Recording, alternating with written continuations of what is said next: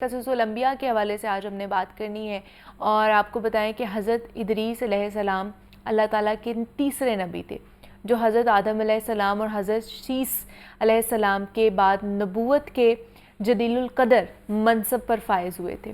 اور روایات کے مطابق بتایا جاتا ہے کہ حضرت ادریس علیہ السلام نے دنیا میں لوگوں کو سب سے پہلے لکھنے، پڑھنے اور تعلیم حاصل کرنے کا درس دیا تھا، بلکہ اپنی زندگی کا بیشتر حصہ اسی درس و تبلیغ میں انہوں نے صرف بھی کیا۔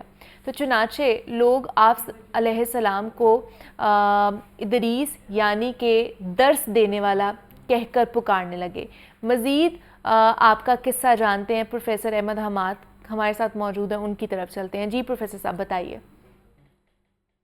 الرحیم رب اشرح لی صدری ویسر لی امری واحلل عقدۃ من لسانی یفقہوا قولی۔ شکریہ منیبہ۔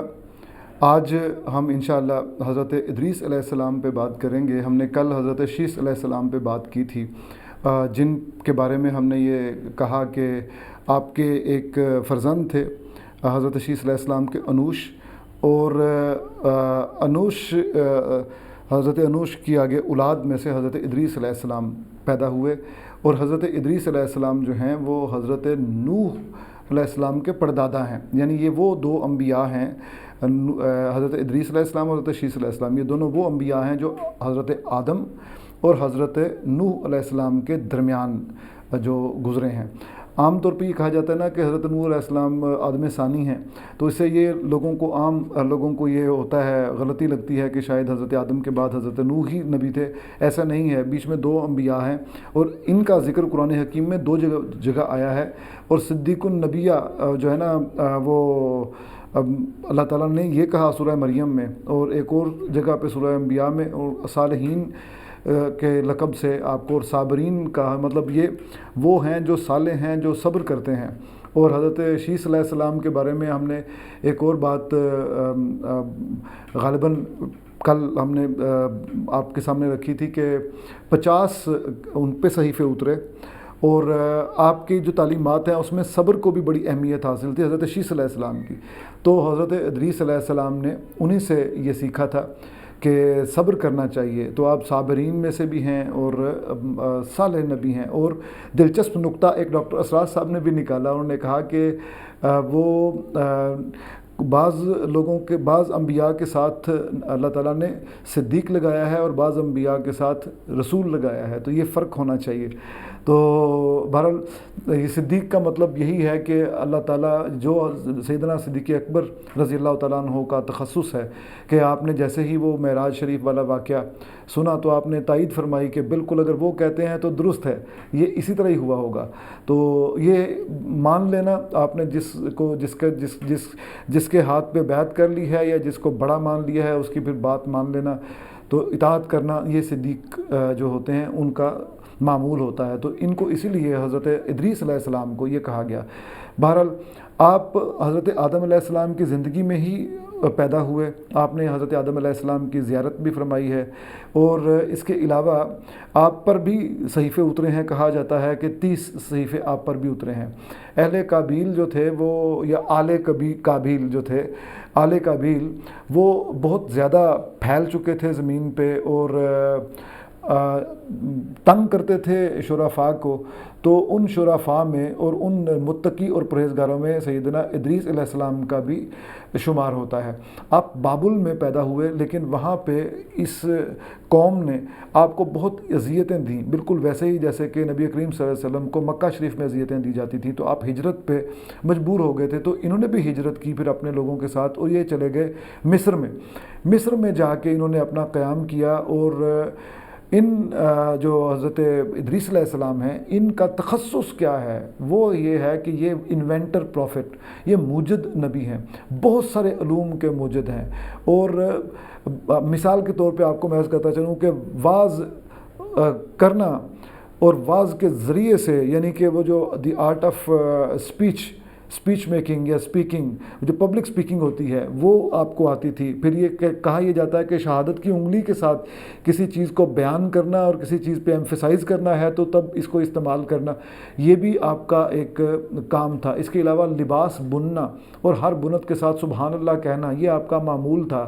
اس کے علاوہ جب یہ وہاں پہ تشریف لے گئے مصر میں دریائے نیل کے کنارے, تو وہاں پہ آپ نے دیکھا کہ زمین کس طرح کی ہے, پانی کو کیسے یہاں چینلائز کیا جا سکتا ہے. تو زمین کی کلٹیویشن کے میتھڈز, کاشتکاری کے طریقے, زراعت کے طریقے, یہ آپ نے وہاں پہ وہ ایجاد کیے, نت نئے طریقے. یعنی اس سائنس کا موجد جو ہے نا وہ اگر ان کو سمجھا جائے تو یہ بے جانا ہوگا. اس کے علاوہ ان کا نام جو اپنا اسم گرامی ادریس ہے وہی واز کی وجہ سے کہ آپ درس دیتے تھے, درس و تدریس میں مشغول رہتے تھے اور اللہ تعالیٰ کے احکامات لوگوں تک پہنچاتے تھے, لہٰذا آپ کو بہت زیادہ درس دینے کی وجہ سے, یعنی لوگوں کو خیر کا درس دینے کی بنیاد پر آپ کا نام ادریس بن گیا.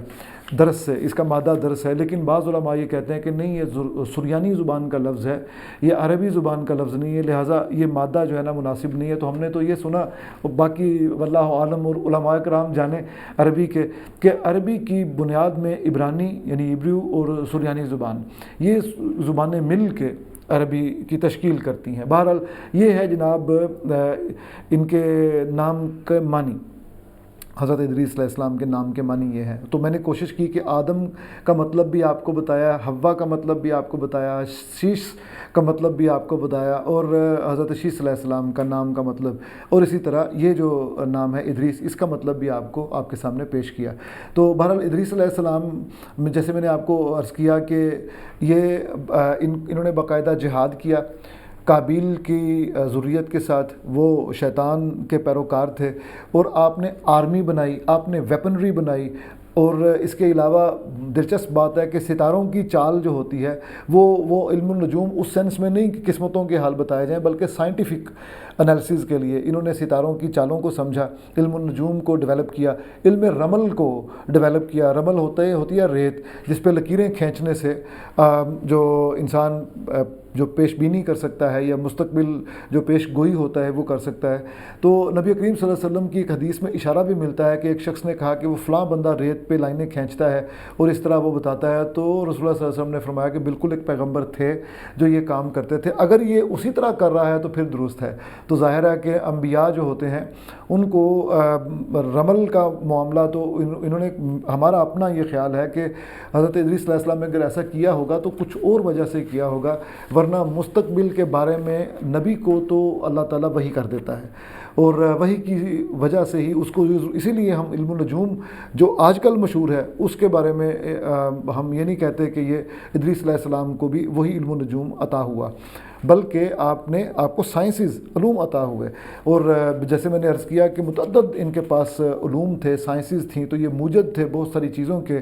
تو ایک ان کے بارے میں اہم ترین بات یہ ہے کہ چونکہ بہت زاہد و عابد تھے اور صحیفے ان پہ اترے تھے, وحی آتی تھی, نبی تھے, تو اللہ تعالیٰ نے ایک دفعہ وحی بھیجی کہ جتنی بھی بنی آدم اس وقت موجود ہے ان تمام کے درجات کے برابر آپ کے درجات ہیں. تو آپ کے دل میں یہ خواہش پیدا ہوئی کہ اچھا میں ان درجات کو مزید بلند اس طرح کر سکتا ہوں کہ زیادہ زندگی اگر مجھے مل جائے تو. پھر وہی فرشتے جو آئے اور آ کے آپ نے یہ بات کی کہ میں یہ چاہتا ہوں کہ میں اسرائیل سے ملاقات کروں اور پوچھوں کہ میری زندگی کتنی ہے. تو آپ نے کہا کہ اچھا ٹھیک ہے, میں آپ کو لے جاتا ہوں اسرائیل کے پاس. وہ اسرائیل ہوتے ہیں چوتھے آسمان پر. تو یہ جو فرشتے ہیں, یہ دوست فرشتے علماء کرام نے لکھا, یہ لے گئے چوتھے آسمان پر. تو اسرائیل کو یہ نظر نہیں آئے, اور انہوں نے کہا کہ یہ جب آمنے سامنے آئے دونوں فرشتے, تو اسرائیل نے پوچھا کہ آپ کہاں جا رہے ہیں؟ تو انہوں نے کہا کہ میں زمین پر روح قبض کرنے کے لیے جا رہا ہوں ادریس علیہ السلام کی. تو انہوں نے کہا. پروفیسر احمد حماد صاحب ہمارے ساتھ موجود ہے. پروفیسر صاحب بہت شکریہ آپ کا.